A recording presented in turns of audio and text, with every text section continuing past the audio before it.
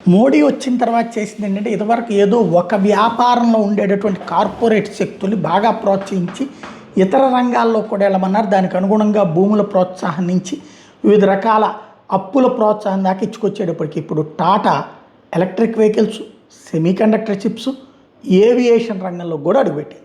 Reliance telecom మాత్రమే అనుకున్నటువంటి నుంచి రిటైల్ రంగంలోకి వచ్చింది. అలాగే విద్యుత్ రంగం, క్లీన్ ఎనర్జీ రంగంలోకి అడుగుపెట్టింది.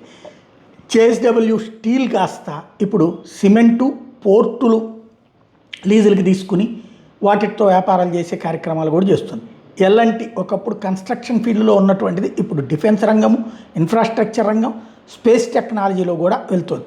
అంటే భారతదేశంలో ఏదో ఇతర దేశాలలోని పెట్టుబడులు కాదు, మన వాళ్ళని ఆ రంగంలో ఉన్నత స్థాయికి తీసుకెళ్ళడం ద్వారా ఇతర దేశాల్లో కూడా పెట్టుబడులు పెట్టే స్థాయికి తీసుకురావడం అన్నటువంటిది నరేంద్ర మోడీ సర్కార్ చేసినటువంటి అద్భుతమైనటువంటి ఘనత.